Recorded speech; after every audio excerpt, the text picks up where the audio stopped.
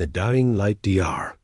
James Calloway never expected his quiet research station to become the center of an interstellar crisis. Hidden in the asteroid belt of Kepler 442, Station Omega was supposed to be studying mineral compositions, not harboring dying aliens. But when the emergency pod crashed into his docking bay at 0300 hours, everything changed. The pod was unlike anything in the galactic database. Smooth, organic curves suggested biotechnology far beyond current understanding. When James forced open the hatch, he found her inside a being with luminescent blue skin and delicate features that seemed almost crystalline. Her breathing was shallow, and strange symbols pulsed weakly along her arms like dying stars. Aria ran a full biological scan. James commanded his AI assistant. Species unknown, Doctor. Her cellular structure is failing rapidly.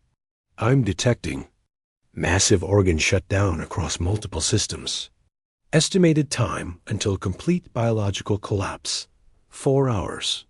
James had spent 15 years studying xenobiology, but this was his first live encounter with an unknown species. Her physiology was fascinating. Instead of blood, a silver fluid carried nutrients through transparent vessels. Her bones appeared to be made of some kind of living crystal that was now darkening from bright white to dull gray dot as he prepared emergency life support. She stirred. Her eyes opened large, violet orbs that seemed to hold the depth of nebulae. She tried to speak, but only managed weak clicks and whistles. James activated his universal translator, but he couldn't process her language. Easy there, James said gently, adjusting the atmosphere mixture in his medical bay. You're safe now. She grabbed his hand with surprising strength. Her touch was warm despite her alien nature, and somehow, through that contact, images flashed. In James's mind, a beautiful world with crystal cities reaching toward binary stars. Then darkness ships attacking, cities falling, people screaming in that same clicking language. When the vision ended, she collapsed back onto the medical table. James stared at his hand where she'd touched him. Somehow, she had shared her memories with him. Her people were called the Viridians, and they were dying. Aria, expand the scan. Look for toxins, viruses, anything that might explain her condition. Doctor, I'm detecting an artificial pathogen in her system.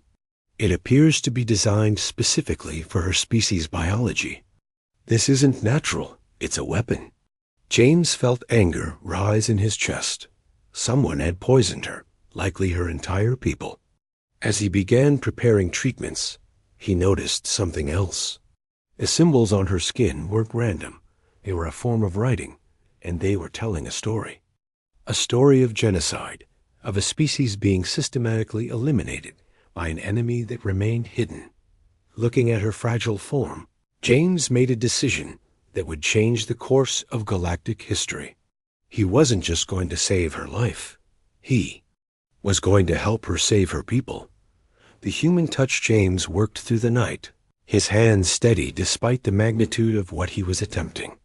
The pathogen in Zara's system, he'd decided to call her that, after a violet flower from Earth, was unlike anything he'd encountered.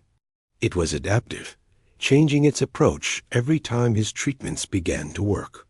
This is impossible, he muttered, reviewing the data for the 100th time. It's like the virus is learning from our attempts to stop it. Aria chimed in with her usual calm tone. Doctor, the pathogen appears to have artificial intelligence components. Each treatment we attempt is being analyzed and countered in real time. James paused, staring at Zara's weakening form. Her crystal-like bones were now almost completely gray, and the silver fluid in her vessels moved sluggishly. By all alien medical standards, she should be dead. But humans had something most species didn't: the ability to think creatively under pressure. Aria, what if we're approaching this wrong? Instead of fighting the virus directly, what if we give it what it wants? I don't understand, Doctor. James began typing rapidly, pulling up molecular diagrams. The virus is designed to break down Viridian's cellular structure. But what if we temporarily alter her cellular structure to something it can't recognize? Make her temporarily less Viridian? That would require rewriting her genetic code at the cellular level. The process could kill her. She's dying anyway, James said grimly. Sometimes the best way forward is the most dangerous one. He began synthesizing a cocktail of human growth hormones and cellular regeneration compounds. It was a desperate plan, essentially making her part human at the genetic level, just enough to confuse the virus while her natural healing processes recovered. As he prepared the injection, Zara's eyes opened again. This time when she touched his hand, he felt her emotions: fear, hope, and something else. Gratitude. She understood what he was trying to do. "This might hurt," James whispered, injecting the serum into her arm. For a moment, nothing happened. Then her body began to convulse. The gray in her bones started to lighten, and the silver fluid in her vessels began moving faster. The pathogen, confused by the sudden introduction of human genetic markers, began attacking itself instead of her cells. But the real miracle happened next. As human and Viridian DNA began to interact, something unexpected occurred. Her natural healing ability, enhanced by human resilience, began not just fighting the virus, but creating antibodies that could protect others of her kind. "Doctor," Arya announced with something approaching excitement, "she's producing a natural vaccine. Her body is learning to fight the pathogen, and these antibodies could be synthesized for her entire species." James watched in amazement as color returned to Zara's crystalline features. Her bones brightened to their original white, and strength returned to her movements. But more importantly, he realized that human intervention hadn't just saved one life. It had potentially saved an entire civilization. When Zara sat up, fully healed, she looked at James with wonder. Through their strange connection, he felt her thoughts. "How did you know?" James smiled. "Because sometimes the most obvious solutions come from the most unexpected places. Your people needed someone who thought differently, someone human." The Galactic Council's silence. 3 days after Zara's recovery, they received an unexpected visitor. A sleek council ship appeared on their sensors, broadcasting official diplomatic codes. James and Zara watched from the observation deck as the vessel docked with mechanical precision. Ambassador Theron emerged from the airlock, a tall, reptilian being with scaled green skin and cold amber eyes. His species, the Kethvar, held significant power in the Galactic Council. Behind him walked 2 guards and a medical specialist, all moving with the same calculated efficiency. "Dr. Kellaway." Theron's voice carried the weight of authority through his translator. "We understand you've been harboring an unauthorized alien life form. We're here to collect the specimen for proper council evaluation." James felt his jaw tighten. "Specimen? Her name is Zara, and she's under my medical protection." Theron's scaled features remained impassive. "The creature's designation is irrelevant. Council protocols require all unknown species to undergo classification at our facilities. This is not a request." From beside him, James felt Zara's fear spike through their strange mental connection. Images flashed in his mind-sterile council laboratories, being strapped to examination tables, the cold efficiency of scientific study that treated sentient life as mere data points. "I won't let you take her," James said firmly. The Kethvar guards moved forward, but Theron raised a clawed hand. "Doctor, you don't understand the gravity of this situation. The Viridians were marked for containment months ago. They pose a potential threat to galactic stability." "Threat?" James's voice rose in disbelief. "Her people are being systematically poisoned. They're victims, not threats. According to our intelligence, the Viridians possess dangerous biotechnology. Their ability to manipulate organic matter at the molecular level makes them a potential weapon. James realized the horrible truth. The Council wasn't here to help. They were complicit in the genocide. The pathogen hadn't been created by some unknown enemy. It had been sanctioned by the very organization supposed to protect peaceful species. "You're behind the virus," James said, his voice barely containing his rage. Theron's expression never changed. "The Galactic Council makes difficult decisions for the greater good. The Viridian's technology was deemed too dangerous to remain uncontrolled. So you decided to exterminate them?" "We decided to ensure galactic security. One species' survival cannot threaten the stability of thousands." James stepped protectively in front of Zara. "I've cured her. I can cure her people. You don't have to continue this genocide." For the first time, Theron showed emotion surprise. "Impossible. A pathogen was specifically designed to be incurable."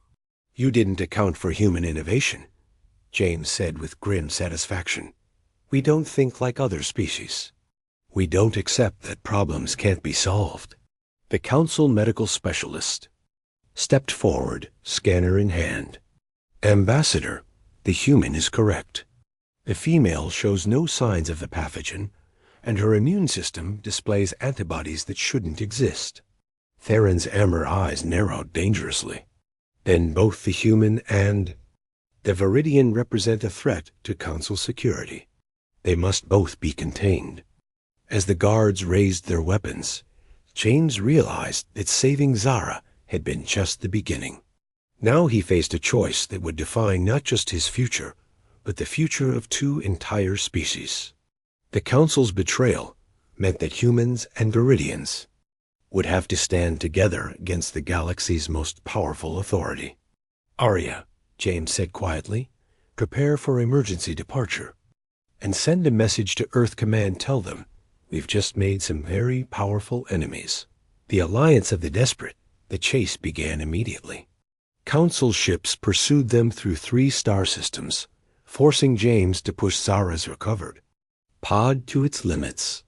But human engineering and Viridian biotechnology proved a formidable combination. While James piloted with the desperate creativity of his species, Zara used her natural abilities to enhance their ship's living components, making it faster and more responsive. "There," Zara pointed to a cluster of asteroids on their scanner. Her English was improving rapidly, another sign of her species' remarkable adaptability. "My people hide there, survivors." James guided their ship through the asteroid field, following Zara's directions to a hollowed-out rock that showed no signs of artificial modification from the outside. But as they approached, a section of the asteroid wall dilated like an organic iris, revealing a hidden chamber within. Inside, James saw the remnants of a once great civilization. Dozens of Viridians moved through crystalline corridors, but their natural luminescence was dim, their movements weak. The pathogen had taken its toll on the survivors, leaving them barely clinging to life. "James," Zara turned to him with urgent eyes, "they're dying faster now." The virus learned from their attempts to fight it. An elderly Viridian approached them, his once white bones now a sickly yellow. When he spoke, Zara translated, "Elder Voss says the Council has been hunting them for months. They've lost 3/4 of their population." James felt the weight of an entire species' survival on his shoulders. "Can you synthesize the cure, using what happened to you?" Zara touched the elder's hand, sharing the memory of her healing. His eyes widened, and he spoke rapidly to the other survivors. Soon, dozens of Viridians surrounded James, their hope tangible, in the chamber's atmosphere. But as James began setting up his medical equipment, Arya detected new signals. "Doctor, Council ships have found us. 12 vessels in attack formation, including 2 dreadnoughts." Through the asteroid's viewing portal, James watched the massive ships position themselves around their hiding place. A communication channel opened, and Ambassador Theron's face appeared on their screen. "Dr. Kellaway, you've committed an act of war against the Galactic Council. Surrender the Viridian specimens, and we might consider clemency for your species." James looked around at the desperate faces surrounding him, beings who had committed no crime except possessing abilities that the Council feared. His decision came from the deepest part of human nature, the part that refused to abandon others. "In need, Theron," James said, activating the communication array. "I've got a better idea. How about you explain to the galaxy why the Council is committing genocide against peaceful beings?" He activated a wide-band broadcast, sending their evidence. Across multiple star systems, images of the dying Viridians, proof of the artificial pathogen, recordings of the Council's admission of guilt, all of it transmitted to every inhabited world within 50 light years. "You don't understand the consequences of your actions." "Human," Theron hissed. "I understand perfectly," James replied. "I'm choosing to stand with my friends." Around him, the surviving Viridians began a transformation that would change galactic history. Led by Zara, they joined hands in a circle around James's medical station. Their natural abilities, enhanced by his cure, began to resonate. The asteroid itself started to glow as they channeled their combined biotechnology. "What are they doing?" James asked Zara. "Something we've never tried before," she replied with a determined smile. "We're sharing our healing gift with our new allies. If humans can save us, perhaps together we can save the galaxy from the Council's fear." The new dawn, the transformation, was unlike anything the galaxy had ever witnessed. As the Viridians channeled their collective biotechnology through James's medical cure, something extraordinary happened. The healing energy didn't just spread. Through the asteroid, it began broadcasting itself across space itself. Ambassador Theron watched in horror from his flagship as the energy wave passed through his fleet. Kethver crew members who had never experienced anything but cold calculation suddenly felt empathy for the first time.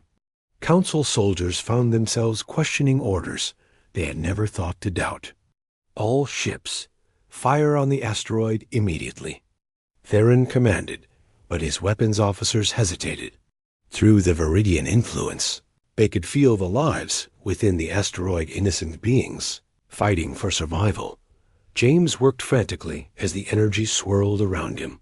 The Viridians' gift was transforming his medical equipment, turning it into something that could synthesize the cure on a massive scale. But more than that, it was creating a permanent bond between human innovation and Viridian healing. "Doctor," Arya announced with wonder in her artificial voice, "the cure is becoming self-replicating. It's going to spread naturally through both our species." Elder Voss approached James, his aging form now glowing with renewed health. Through Zara's translation, his words carried the weight of prophecy. "He says this is the beginning of a new age. Not just for Viridians, but for all species willing to choose cooperation over fear." The Council ships began to withdraw as their crews experienced the cascade effect of the Viridian healing energy. Beings who had followed orders without question suddenly understood the magnitude of what they had been asked to do. Across the fleet, there were reports of mutiny, of soldiers refusing to fire on the asteroid. "This isn't over, human." Theron's image flickered on their screen one last time before his ship jumped away. "The Council will not tolerate this disruption." But even as he spoke, reports were flooding in from across the galaxy. The broadcast, evidence of the Council's genocide, had reached hundreds of worlds. Species that had remained silent out of fear were now speaking out. The carefully maintained order of the Galactic Council was crumbling in the face of truth. James looked around at the transformed asteroid. Where once there had been desperate survivors hiding in darkness, now there was a beacon of hope. Viridians. And the few humans who had arrived to help worked side by side, their combined abilities creating technologies that neither species could have achieved alone. "What happens now?" James asked Zara as they stood together watching the distant stars. "Now we show the galaxy what's possible when beings choose trust over fear," she replied.